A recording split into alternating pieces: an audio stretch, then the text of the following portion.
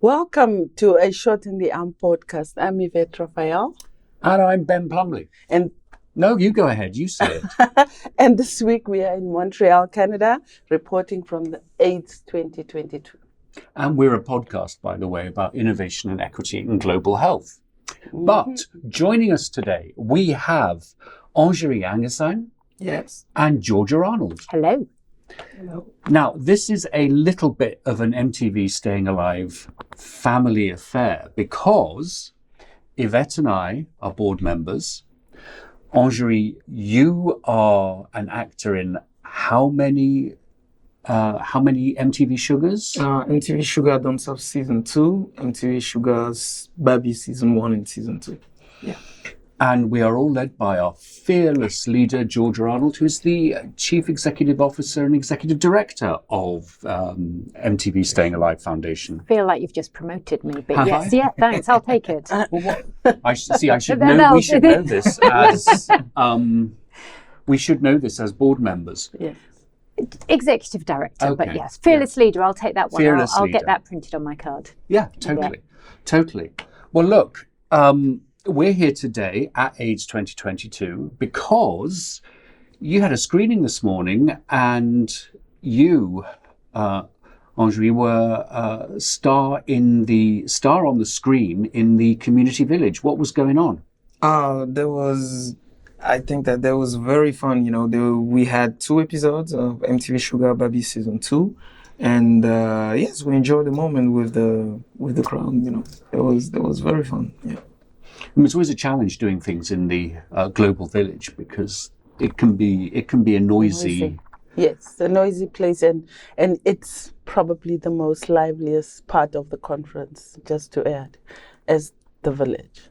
Well, frankly, the rest of the conferences has been quite quiet. But the good news is there were English subtitles, so it helped with the noise. Okay. Now, you know, I speak French. Not particularly well, but oui? Mais bien sûr. Okay. And the French that I understand the best is West African French because it is so much clearer than Parisian French, or worse still, Genevois French. But Angerie, how did you come to be part of the Staying Alive family? Staying Alive family. So everything started when I had a friend who called me, who told me that MTV Shuga Dance Off is looking for a guy from, a French country, from Côte d'Ivoire. So me in my country, I'm an actor, so I already have, a little career in my country, So they told me, okay, so this is the casting. So you have to talk English. You have to act in English. There was something new for me because I'm from a French country, so we talk French.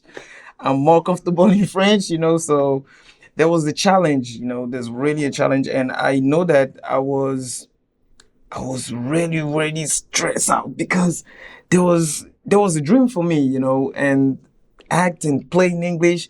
Leave your country for South Africa. It's my first time in South Africa. Yo, that was crazy. I'm so grateful to the team because there was a great experience for me and that changed my whole life, and thank you, Georgia, for everything. Oh. Thank you so much, and the team.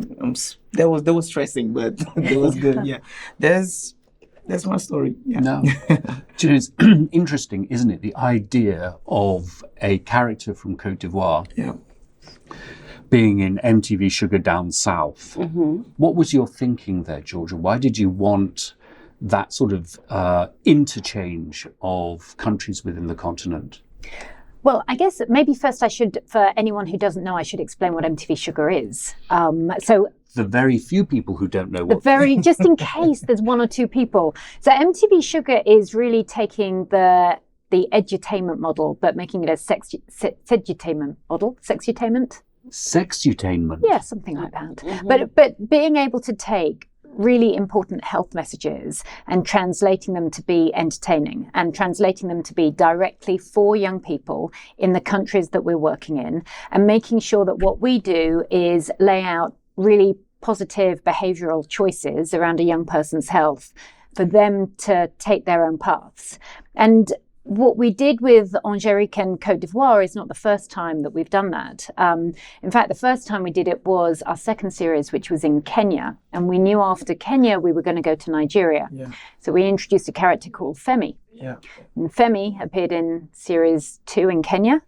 Then he appeared in series 1, 2, and possibly 3 in Nigeria. Yeah. And then in series 2 in Nigeria, you have to keep up because it gets complicated.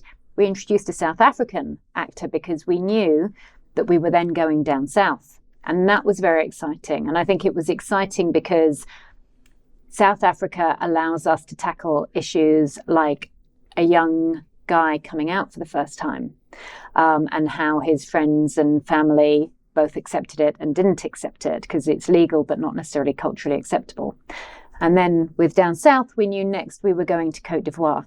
So when we introduce characters, it really is done with purpose, and a little bit of strategy behind it to make sure that we don't just start in a continent where there's, no one's ever met any of the characters before. Sorry, a country rather than a continent.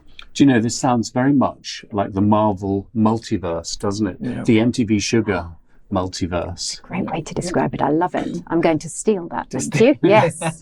And for our folks watching and listening in, sorry we had a few audio problems at the start, but I think we've got it all sorted out now.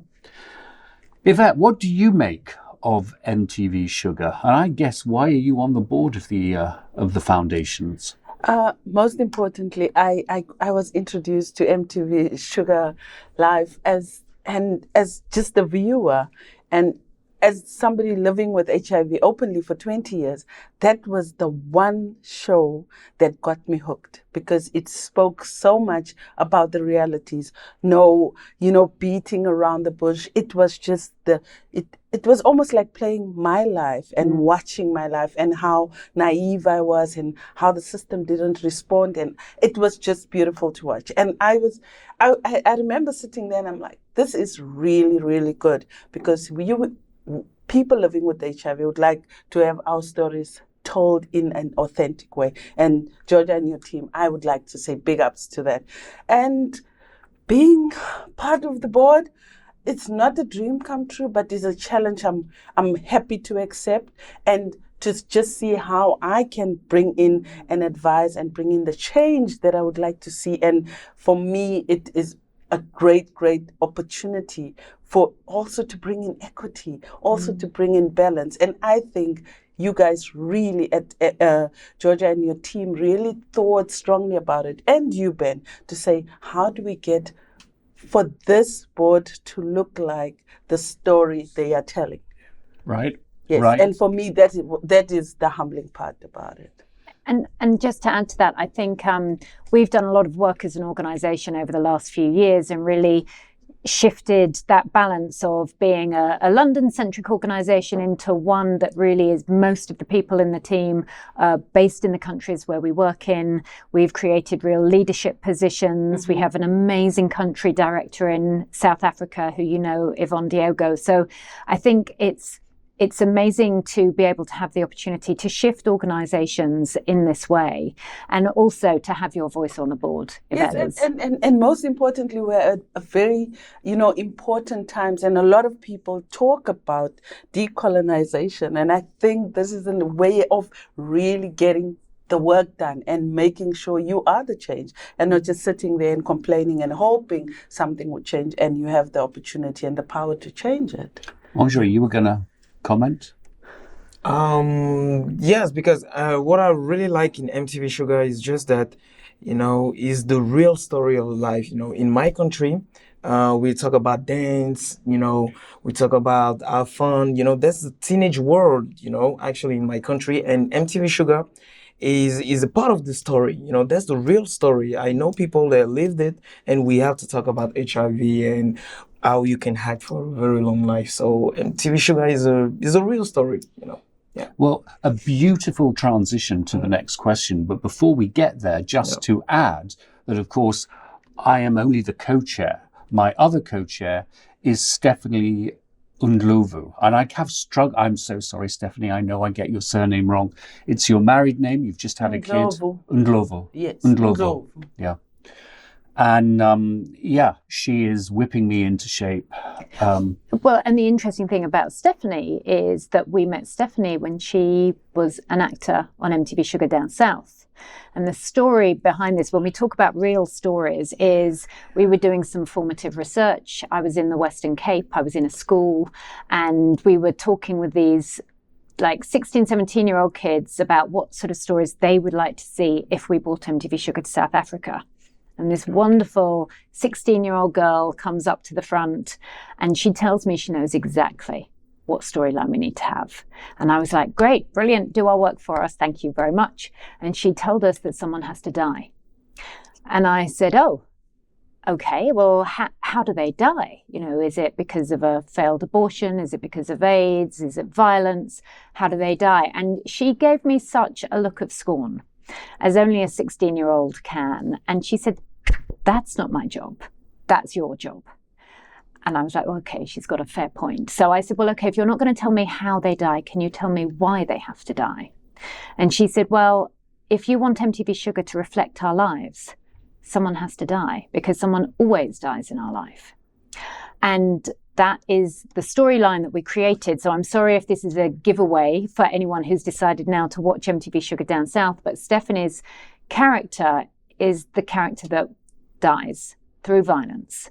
And the problem is Stephanie became, like Angélique, we train up all of our actors, and she became an amazing ambassador for us and is often talking, you know, doing panels. She's actually been to AIDS conferences with us before, and she does press, and she is so good that we then invited her onto the board, and she's now the co-chair with Ben and has been on a trustee course, which means that she now knows more than any of our other board members about how to be a really good and active board member, and she's phenomenal. Yeah, keeping us to check on our bylaws.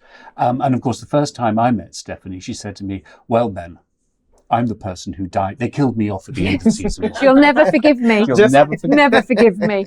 So Angélique, the themes in the 2 seasons of MTV Shuga Babi, and this morning we watched 2 episodes from the 2nd season. Yes. Really powerful stuff. Yeah. Without giving the plot away, what are the public health messages and the issues that you're trying to get across in this season? In this season, about my character or the... All of it. MTV Shuga Down South. So, MTV Shuga Babi 2, we have exactly dance. We have so self-testing. Some of the messaging that we have. Self-test kids. We have to take care of your health. You know, but I think that the main part for me is self-test kids, because there's really new in my country. You can have your status on your own. You don't need to go to the hospital to be judged or something like this. In my country, sometimes they're scared to do it, you know. So the self-test kits, you have another way to know your status, and now you can have for a very long life. So I think that touched my if I can say my people from Ivory Coast, and the self-test kits is a really good thing. And my story about this, you know, in MTV Shuga Down South 2, I have to make the test. And I did the test for real, you know. I was like, when I did the test, I was like, okay, 20 minutes. Okay, 20 minutes. Somebody can help me, I don't know. And it was negative, of course, but, you know, that's stressing. But now you know that this is me, you know. I'm good. I'm not. I have to act right, and now I can have my status. Nobody can know, and now I can go to the hospital to say, okay, I'm HIV positive, I'm HIV negative. This is what you can do. This is what you cannot do. And you know, for me, self-test kits is a good thing in my country. Yeah. Yes, I was watching also, and for me that was so brilliantly done. And I'm just not singing because I'm a board member, but really, the scene where she tests and she actually video calls her partner and they wait together. And for me, that is groundbreaking and also accountability. In South Africa, we do not like self-testing. We have so many human rights and things that we think we have to know, and that just flipped something in my head Huh, and really? say, this can be an opportunity where people actually take accountability together. Because in South Africa, whoever tests carries the burden, and women are usually the ones who have to go to public healthcare centers, and they are the ones who get to test. And if I come home positive, I'm the one who brought the virus. So I like that scene and how you played it out, that we are testing together. Yeah. Actually, we are getting tested together by having the video call. That was brilliantly done. Did I give away anything? No, you're okay. You're fine. Okay. No, All right. sorry. I'm the one who's given it all away, I'm afraid. Yes, but it was so much fun, and I think as an advocate, as somebody who does have a role in making some of these things happen in my country, I think that could be a great way of us changing the mindset of South African and especially young people to take control of how to know their HIV positive or the HIV risk. And I would just add that, Georgia, you and I are, I hate to say this, we're dinosaurs. We've been at these AIDS conferences. We've been in you're not quite a dinosaur yet. We've been here really since the mid-90s. Yes. And when we were growing up, when we were adults, HIV testing was such a huge deal. And you had an intense period of counselling. Then you got the test. Then you had to go away for anything up to 2 weeks before you get the result. Yeah. And so when you're talking about the availability of a self-test and sharing it and getting the result, that is hard to resonate. And I think it speaks to the fact that we need to make space and move over for the new generation that has a very different experience of HIV than perhaps we did. Well, you've just reminded me, actually, one of the very first documentaries we did with Staying Alive. So Staying Alive started with a documentary hosted by George Michael. I was very, very excited about that. And it was the stories of 6 young people who were affected and or infected by HIV. Excuse me. And one of the stories we told was of a young boy, I think in Amsterdam, a young man who was a drug user, and he went to get tested. And it took 2 weeks for his results to get back. And when you talk about 20 minutes and waiting that 20 minutes and the stress, the 2 weeks of imagining that your life is over, which back then, by the way, it could well have been over. And now what is amazing, and what's amazing about the work that we're now able to do is the innovations in HIV. So self-tests, PrEP, long-acting PrEP, the changes, and also the way we think about HIV. So when I started work, HIV was very much treated in silo in my industry in the way that we messaged around it, but also in the real world as well. Whereas today we look at the broad umbrella of reproductive health, of gender, of equity, of poverty, and how all that comes into what you as an individual, the choices that you make, and the choices also that are available to you as well. I think one of the things we've changed as an organisation is we're looking at changing our language. So we used to talk about we're a behaviour change campaign. And when we've been talking about it, it feels somewhat patronising at best. And so now we're very much just trying to highlight the choices rather than I don't want to tell someone how to act and they must change their behaviour in order to do the right thing. I want to make sure that Angélique, you have the choices available and you go and make those choices. So and the information available. I also my background is also communications, and that was one of the things that I felt so strongly about, is that you tell the person everything they need to know and let them choose, because you are not in their shoes. And when they make that decision to either have sex without a condom or, go out and partying and drinking late, they know what the ramifications thereof is. And I really like that, because also for me, behavior change doesn't sit well. Like, how do you change somebody's behavior? It's very 20th century, isn't it? Yes. Very old, Yes. Yeah. And that's really important. No judging people. If you're positive, you can have a really long life, if you act right. And this was really, really, really, we're going to say main part of MTV Shuga Season 2, because I had Matthew who was positive. Yes. at Eric. I don't know if it's Eric or we have a second guy. We it was Someone positive. else becomes Yes, yeah, positive, become right? positive, but not judging people. It's Yeah. really important, you know. Yeah. Because there was a character from those 2 episodes Yeah. who's starting a career in pop music. That's the other Yeah. lovely thing about it. It's rooted in stories that we all want to know about. So I now know what's going to happen to Matteo.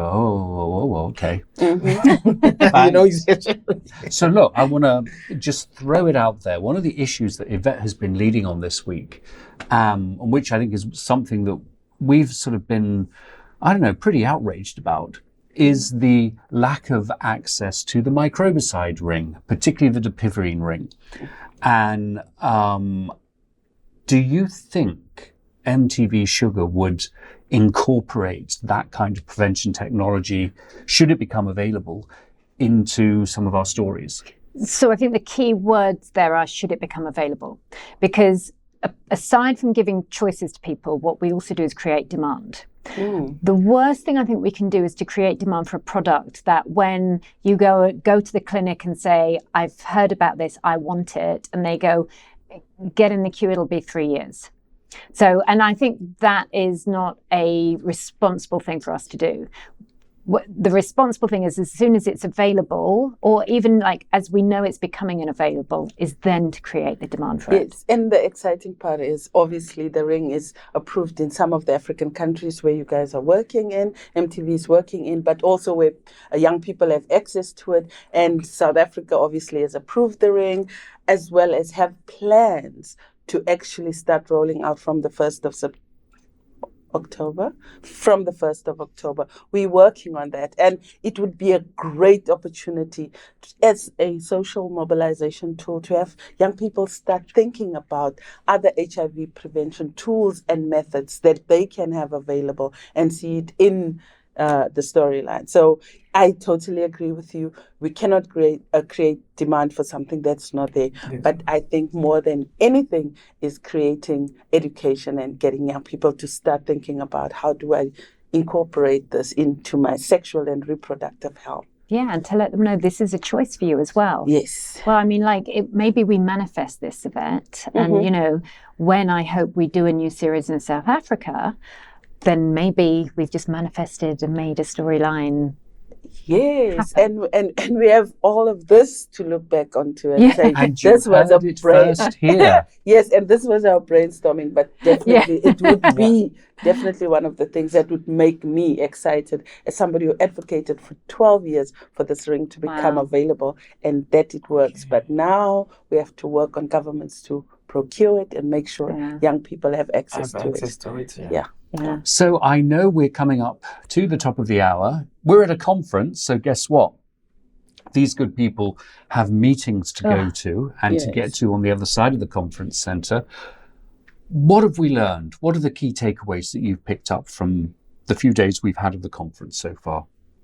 Okay, the one thing is, where are the condoms? This is the most condomless AIDS conference I have ever been to. You used to walk down corridors and people were throwing them at you. It's like they don't exist anymore. And I know we have lots of different choices in terms of our prevention, but condoms are still a really good option to use. And it's quite in that sense, it's quite a sexless conference. So that's something strange. I also want to point out, by the way, that we were just walking across the street and a young guy stops Angelique and says in French, "Are you an actor? Have I seen you on MTV Shuga?" So it's not just where we are in the countries that we're at, but actually so many young people are watching it from the diaspora outside of their countries and watching it on YouTube and are fanning over our actors, which is amazing. I was fanning, but But you live in Montreal, right? Yes, I live in Montreal now for school and acting trainings too. But the conference was really good. I just wanted to say something special because I was so emotional when I left South Africa for MTV Shuga Babi.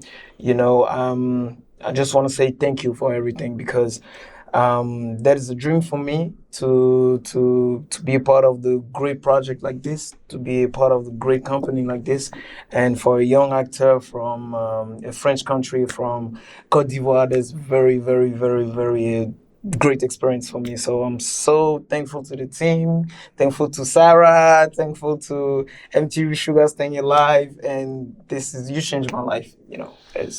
Well, you change lives. So I hope. I hope. I hope. Well, look, that's it for this episode of a Shot in the Arm podcast from Age 22 in Montreal. We hope you enjoyed it. Don't forget to subscribe, give us 5 stars, and say how much you love us. We will see you again tomorrow. Any final remarks, Yvette? Yes, I just like to just go on to what Georgia said. Oh, okay. Around the So condoms.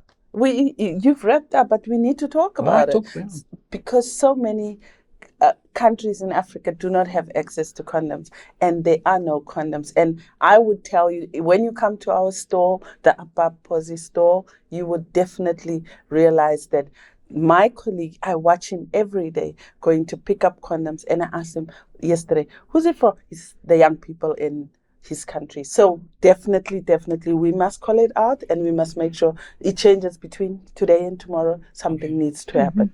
But it does make you wonder, where is the condomize They group? bought T-shirts. They bought T-shirts. I'm just really grateful that they're not singing and dancing and telling us to use condoms left, right, and centre. That was always something that, I don't know, aggravated me slightly. But I'm old. You are such a dinosaur. By the way, I'm a vegetarian dinosaur, so I feel like Well, I've got little arms, so I'm a Tyrannosaurus Rex. We really need to bring this to a close before we descend any further. So, Yvette, final words. Thank you so much for joining us and actually watching. But this is really, really one of the most exciting interviews I've done because of and I wish next time we can get somebody French so that you can wow me in French. In French. Yes. Thank you so much. Have a great rest of your day and have a safe day, everyone. Thank you. Thank you. Thank you.